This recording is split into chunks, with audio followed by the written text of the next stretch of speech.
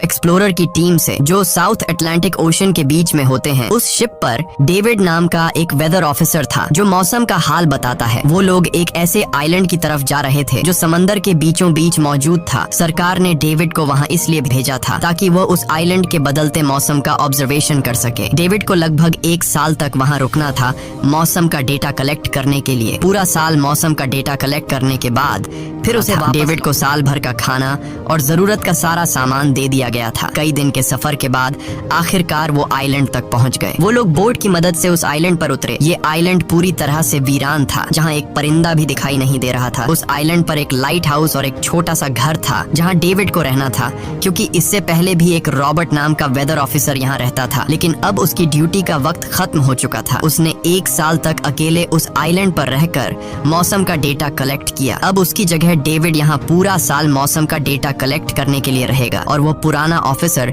Robert ship के साथ वापस चला जाएगा। लेकिन जब पूरी टीम ने घर को विजिट किया तो वो हैरान रह गए, क्योंकि वहाँ किसी भी इंसान का नामो निशान नहीं था। कमरे के अंदर पुराने ऑफिसर का सारा सामान यहाँ वहाँ बिखरा पड़ा था। जिसके बाद कैप्टन और डेविड ने सोचा कि शायद लाइट हाउस में कोई हो सकता है। कैप्टन और डेविड बिना वक्त गंवाए लाइट हाउस की तरफ बढ़ते हैं और वो सब वहाँ एक अजीब नजारा देखते हैं। वो देखते हैं कि पूरा लाइट हाउस तेज और नुकीले लकड़ियों से घिरा हुआ था, जैसे किसी ने जानबूझकर उसे बंद कर दिया हो। जिसके बाद कैप्टन और डेविड ने लाइट हाउस का गेट कोई रिस्पॉन्स नहीं मिला। आखिर में उन्होंने गेट को जोर से धक्का दिया और अंदर घुस गए। लाइट हाउस के अंदर उन्हें एक आदमी मिला जिसका नाम ग्रूनर था। जब उन्होंने ग्रूनर से पुराने वेदर तो उसने जवाब दिया कि वो तो मर गया है। वो समंदर की तरफ गया लेकिन दोबारा कभी लौटकर वापस नहीं आया। ग्रूनर की बातें सुनकर डेविड और कैप्टन दोनों चौंक गए। ये सब सुनने के बाद कैप्टन ने डेविड से कहा, अगर तुम अब भी चाहो तो हमारे साथ वापस चल सकते हो। लेकिन डेविड ने वापस जाने से इनकार कर दिया। डेविड ने सोचा अगर वो सरकार को उस आइलैंड का एक्यूरेट वेदर मोटी रकम मिल सकती है। जिसके बाद कैप्टन ने उसे एक गन दी खुद की प्रोटेक्शन के लिए, और कैप्टन ने डेविड से कहा कि ये जगह मुझे सेफ नहीं दिखाई दे रही, अपना ख्याल रखना। इसके बाद उसे वहीं पर छोड़कर वो सब वापस चल दिए और अब ये दोबारा वापस 1 साल बाद आएंगे। कैप्टन के जाने के बाद डेविड ने घर को थोड़ा सेटल किया, रहने के काबिल बनाया। रात होने के बाद उसे ड्रॉर में एक डायरी मिली जो पुराने वेदर ऑफिसर रॉबर्ट की थी। उस डायरी में आइलैंड के बारे में बहुत कुछ लिखा था। डायरी में एक मिस्टीरियस क्रीचर के बारे में कुछ बातें लिखी गई थी, लेकिन सब कुछ साफ नहीं था, कुछ बातें अधूरी थी। डेविड हर लाइन को ध्यान से पढ़ता गया। उस डायरी में कुछ अजीब तरह के जानवरों के स्केचेस भी बने थे। डेविड को समझ नहीं आया उसने ऐसी पिक्चर्स क्यों बनाई थी। शायद वो अकेला था और टाइम पास के लिए ऐसा किया होगा। डायरी के एक पेज पर पुराने ऑफिसर के वाइफ की फोटो भी लगी थी। डेविड वह डायरी पढ़ते पढ़ते थक गया